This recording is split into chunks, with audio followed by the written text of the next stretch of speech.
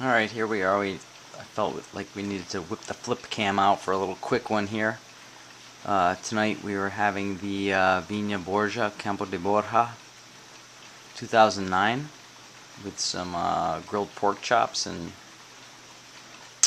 some leftover rice and vegetables that we made.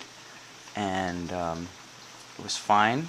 Beyond fine, it was delicious, in fact. And this Campo de Borja was one that I tasted at a Calmont Beverage Spanish tasting in the early spring, and I placed a case order for this promptly afterwards because for the price and for the way it presented itself, it was just a stunning deal. In fact,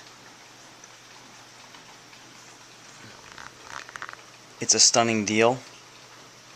It was actually tasted after a bunch of bigger wines, if I remember correctly, or in amongst some big wines, and it totally held its own.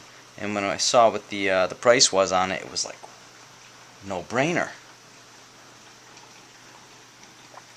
And so, I figured, hey,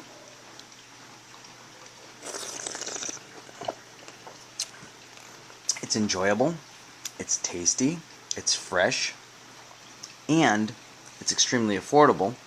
So why not give it a crack and put it up as a house wine? And just in case, so get a little validation here. We have the newest issue of the Wine Spectator. Just showed up in the mailbox today, and lo and behold, our friend Campo de Borja.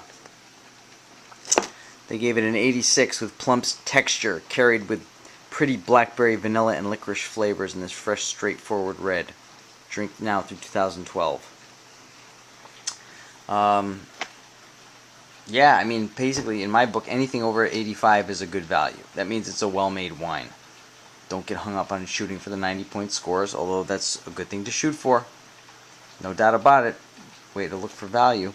And take everybody's scores into consideration. Best to cross-reference when possible. But, for what it's worth, there's a little validation that the palate is saying something. And they're saying it's at $7 retail. I think we got it for about that, actually a little bit less because it was on sale. So take it when you can get it. The other interesting thing in this particular issue is this is the issue that lists all of the restaurants that have made their awards. Now I know that the Spectator's gotten nailed in the past for giving out awards to restaurants that didn't exist because people slipped stuff by them. I think they've probably tightened things up enough.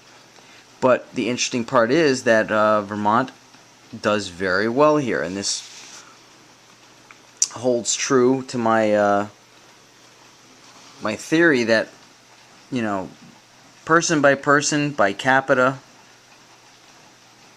Vermont represents very well in wine culture.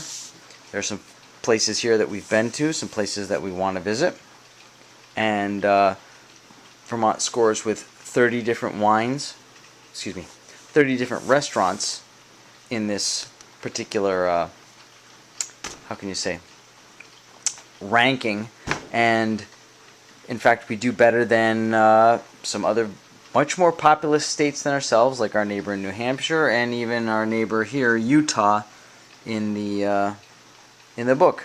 And so I would say to anybody that's looking to come to Vermont on a vacation, don't just come to ski or look at the leaves. Get your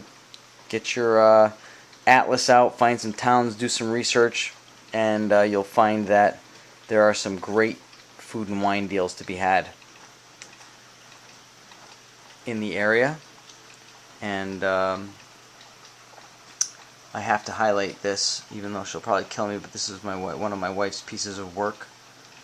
This is a wine chiller, as requested, with a little bas scream-like bas-relief motif in the back there. That's it. Ciao. Have a good night.